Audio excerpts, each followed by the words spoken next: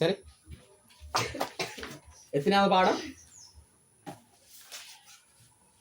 எத்தனையாவது பாடம்? முதலாவது பாடமா, ரெண்டாவது பாடமா, மூன்றாவது பாடமா? ரெண்டாவது பாடம். என்ன பாடத்தின் தலைப்பு? தலைப்பு අන්දරේயும் තෙන්නංකන්රුම්. අන්දරේயும் තෙන්නංකන්රුම්. මෙතන අන්දරේ කියලා අපිට අන්දරේயும் තෙන්නංකන්රුම් කියලා තියෙනවා. එතකොට මෙතන අන්දරේயும் කියලා තියෙන්නේ. අන්දරේ පොල් පැලයි කියනවා. මේ කන්රු කියන්නේ මොකද උඩ? කන්රු තෙන්නං කන්රු. කන්රු කියන්නේ මොකද? පැලයි. කන්රුම් කියලා තියෙන්නේ. එහෙනම් තෙන්නේ කන්රුම්. එහෙනම් පොල් පැලයි. හැබැයි මේ කන්රු කියන එක කන්රු කියන්නේ පැලේ තමයි. මේක වෙනස් වෙනවා. අපිට මේක තව සමාන පදයක් ගන්නකොට පොල් පැලේට තෙන්නේ කන්රු කියලා කියනවා. නැත්නම් තෙන්නේ පිල්ලයි කියලා කියනවා. හරි? එහෙනම් මේක වෙන විදිහට මාතෘකාවට කියන්නකො බලන්න. අන්දරේயும் තෙන්නේ පිල්ලේயும் කියලා කියන්න පුළුවන්. එතකොට අන්දරේயும் තෙන්නේ කන්රුම් නැත්නම් අන්දරේயும் තෙන්නේ පිල්ලේயும் කියලා කියන්න පුළුවන්. එතකොට මේ පොල් පැල වලට කන්රු කියලා කියනවා. පිල්ලේ කියලා කියනවා. බලන්න මේකේ මොකද්ද සිදු වෙලා තියෙන්නේ කියලා. බලමු. මුන්නරු කාලத்தில். මුන්නරු කාලத்தில். பெற காலைக்கு නැත්නම් අතීත කාලයක அரசனுக்கு சொந்தமான பல தென்னந்தோப்புகள் இருந்தன. එහෙනම් රජුටම කියලා சொந்தமான කියන්නේ තමන්ටම කියලා වෙන් වෙච්ච තමන්ගෙම. දැන් අපි ඌරු කියලා ඇහුවොත් එහෙම මම අහනවා දැන් අපේ පිරිමි ළමයි කියලා ඇහුවොත් ඒක අපිට ගමේමනේ සමහරකට බොහෝ දුරට ජීවත් වෙන පිරිමි ළමයි ඒ ගමේමයි. ගෑන් ළමෙක් ඇවිල්ලා ඒ ගමට අලුතෙන් ඉන්නවනම් අපි අහනවා ඌරේද කියලා. දැන් අපි කියන්නකො පිරිමි ළමෙක් කසාද බැඳලා ගෑල්ලම එක්කන් ආවක තමයි ගමට. කොල්ලයිගේ ගෙදරට එන්නේ කෙල්ලනේ. ඒතර කෙල්ලෙන් අහනවා ඌරේද කියලා. එතකොට ඒ ගෑල්ලම කියන්නේ මොකද්ද ගම? ඒතර දැන් ජීවත් වෙන ගමනේ. දැන් අපි කියමු උදාහරණයක් විදිහට හිතුවොත් එහෙම ගාල්ල පැත්තේ ගෑල්ලමෙක් ඇවිල්ලා මෙහෙ බැඳලා කසාද බැඳලා මෙහෙ ජීවත් වෙනවා නම් මෙයාගේ ගම විදියට දැන් මෙහෙ ජීවත් වෙනවා නම් මෙයාගේ ගම විදියට මම අනුමාන ගන්න මොකද මෙයා කියන්නේ මොකද්ද? මොකක්ද ගම කියලාද? මේ ගමනේ. මේ ගමේ නමනේ කියන්නේ. නෑ අපි එනම් මුලතිව් කියලා කියනවා. හැබැයි එතකොට මෙයාගෙන් අහන ඌරේද කියලා ඇති මුලතිව් කියලා කියනවා. හැබැයි මෙයාගේ ආයෙත් ප්‍රශ්නයක් අහන සොන්ද ඌරේද කියලා. සොන්ද කියන්නේ මොකක්ද? කලින් ගම. සොන්ද කියන්නේ තමන්ගේම ගම. ඒ කියන්නේ උපන් ගම කියලා අදහස් කරන්නේ සොන්ද ඌරු කියලා. දැන් අපි සමහරකේද සහස් ඉන්නවා මුලතිව්. හැබැයි සහස් තව ටික කාලෙකින් ජීවත් වෙනවා ගිහිල්ලා නුවර දිහා. සහස්ගේ ගම ආදී සහස් මොකද කියන්නේ? නුවර කියලා කියනවා. ඊට පස්සේ අහනවා යා ඔයාගෙන් තවත් ප්‍රශ්නයක් අහනවා සොන්ද ඌරේද? ඌරේද සොන්ද ඌරේද?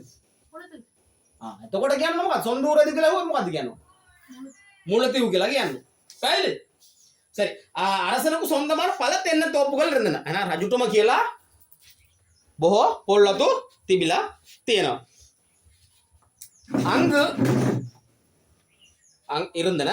அங்கு இருந்த தென்னை மரங்களுக்கு வயதாக விட்டது. එහි තිබූ පොල් පැල වලට මොකක්ද වෙලා තියෙන්නේ? වයස්ගත වෙලා තියෙනවා. புதிய தென்னை கன்றுகள் நட வேண்டும் என அரசர் ஆணையிட்டார்.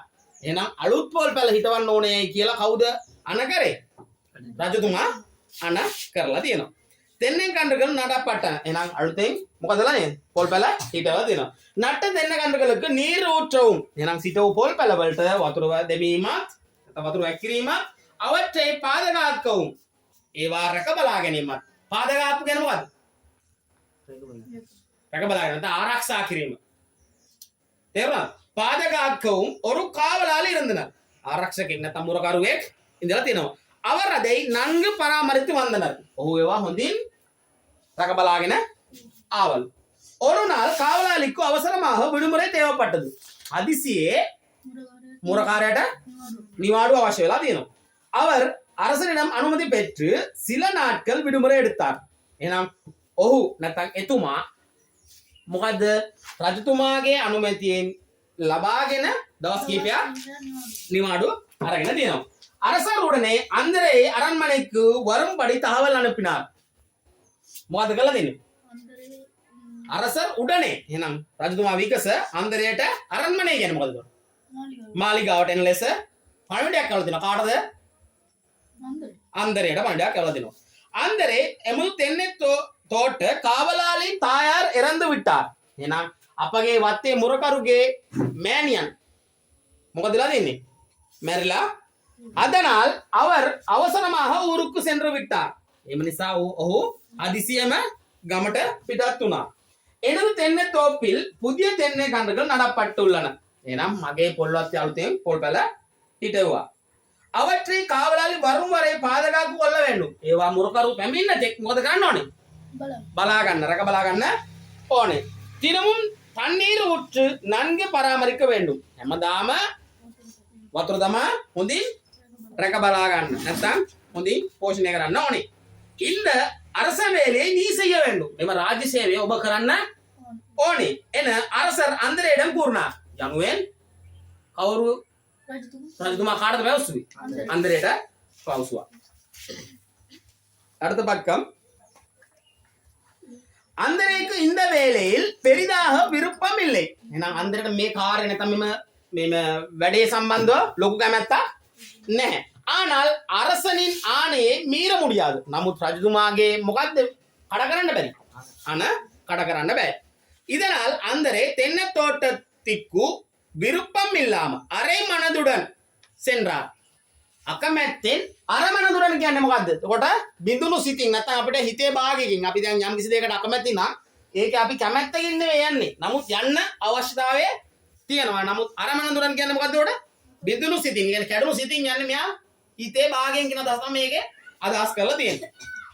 අරමනදුරන් சென்றார். පහත් පොළොදු ඔව්වරා කලිතු විடும்.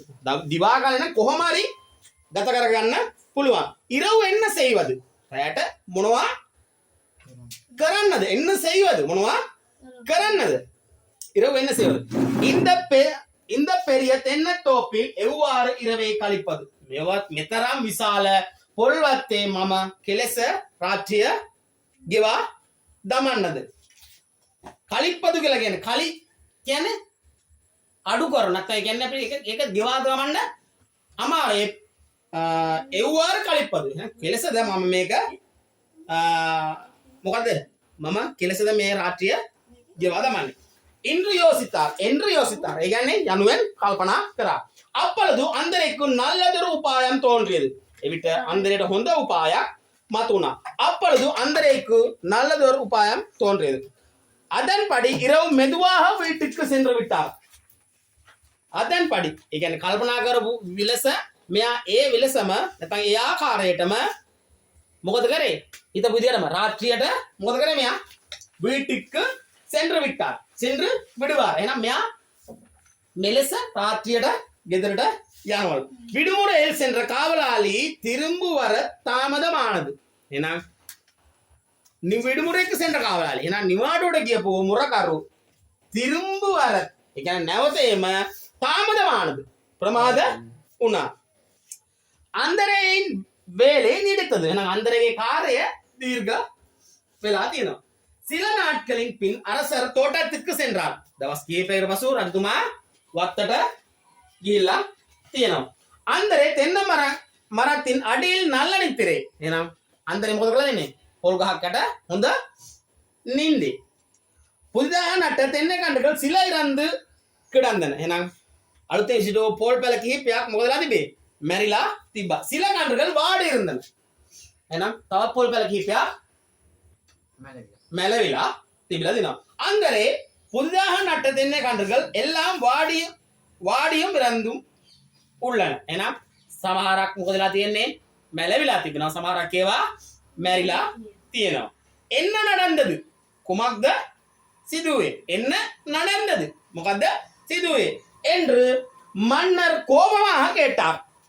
මොනවද සිදුුනේ? රජතුමා මොකෙන්ද ඇවසුවේ? கோபமாக கேட்டார்.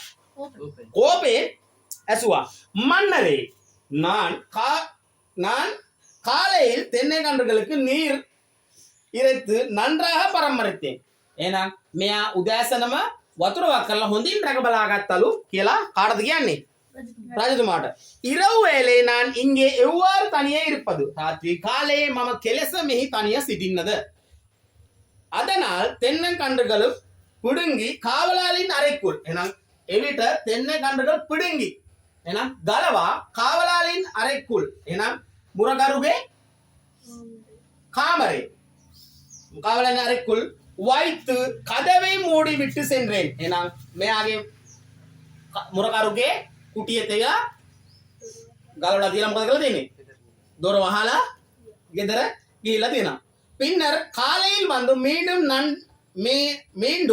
நண்டு நீண்டு நீர் ஊற்றினேன் එනම් උදෑසන ඇවිල්ලා නැවත හිටවලා මෙයා මොකද කරලා දෙන්නේ හොඳට වතුර වක්කලා දෙනවා அவை ஏன் இறந்தன என எனக்கு தெரியாது ඒවා ඇයි මැරුණේ ඇයි මට නොතේරෙන්නේ නැත්නම් මට තේරෙන්නේ නැහැ என்று அமைதியாக பதில் கூறினார் නිකන් අර බබා වගේ නිකන් අර ඒව ඇයි මරුනේ කියලා තුනේ මට නොතේරෙයි කියලා හරි අහිංසක ස්වරූපයෙන් පවසලා දෙන කවුද පවසලා දෙන්නේ අන්දරේ පවසලා දෙන කාටද පවසලා දෙන්නේ රජතුමාට පවසලා දෙනවා என்று அமைதியாக பதில் கூறினார் எந்த வேலையை கொடுக்கும் போது அதற்கு பொருத்தமானவரிடமே මොන වැඩේ දුන්නත් ඒකට ගැළපෙන කෙනෙකුට கொடுக்க வேண்டும் என அரசர் தனக்கு தானே கூறிக்கொண்டார் ஏனா මොන කාර්ය දීමේදී ඒකට ගැළපෙන පුජ්‍යලයකට දිය යුතුයයි රජතුමා තමන්ටම කියා ගත්තා පැහැදිලිද පාඩම තේරුණාද දැන් මේකේ මොකද්ද මේ සරලම සිදුවලා තියෙන්නේ